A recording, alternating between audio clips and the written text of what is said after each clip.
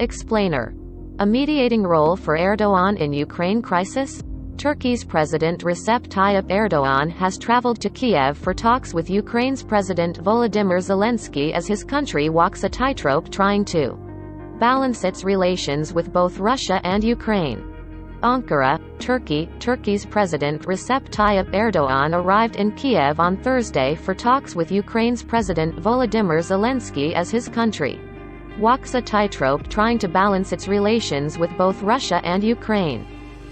A key NATO member in the strategically important Black Sea region, Turkey has been urging a diplomatic solution to the crisis and has repeatedly offered to mediate between the two.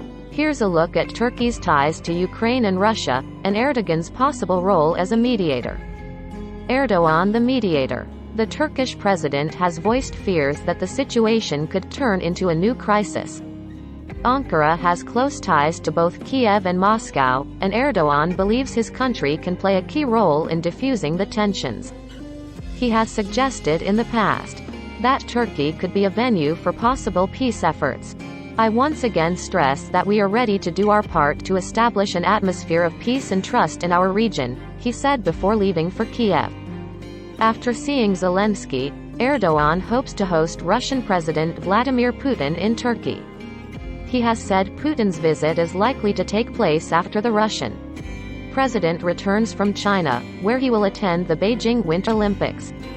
Speaking to reporters before his departure, Erdogan would not provide information on Turkey's possible mediation plans, saying he first needs to meet with both leaders. Last week, Erdogan said it would not be rational for Russia to invade Ukraine, and that Turkey would do whatever is necessary as a NATO member.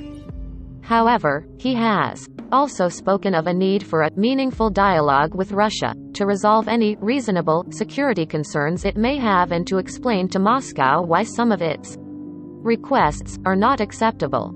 Turkey's ties to Ukraine. Turkey has historic relations with Ukraine and strong ethnic ties with Ukraine's Crimean Tatar community. Ankara has spoken out against Russia's 2014 annexation of the Crimea, vowing never to recognize it.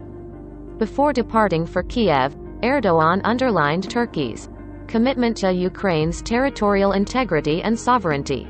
NATO member Turkey backs Ukraine's efforts to join the alliance.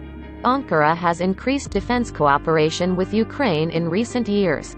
It has sold Kiev-armed Bayraktar TB2 drones which have been used against pro-Russian separatists in eastern Ukraine's Donbas region, angering Moscow. The two countries also plan joint defense industry production projects. Several agreements, including a free trade deal, are expected to be signed during Thursday's visit, which coincides with the 30th anniversary of the establishment of diplomatic ties between Turkey and Ukraine. A difficult partnership with Russia. The situation over Ukraine has put Turkey in a bind. The NATO member has been trying to repair its frayed ties with the US and other alliance members, following its controversial decision to buy advanced Russian air defense technology. But at the same time it cannot afford to damage its ties with Moscow. Turkey would be hard-pressed to join in potential sanctions or operations against Russia.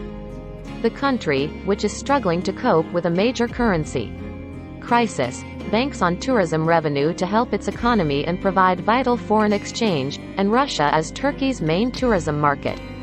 Moscow has exploited that situation in the past, stopping flights carrying tourists to Turkey, and halting agricultural imports, after Ankara downed a Russian military jet deployed in Syria in 2015. Turkey also needs to tread carefully with Russia in Syria.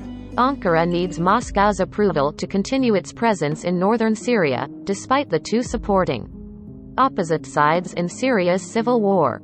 In 2020, 37 Turkish soldiers were killed in Russian-backed airstrikes against rebels in Syria's last rebel-held Idlib. To further complicate matters, Russia is a major source for Turkey's natural gas and is currently building the country's first nuclear power station.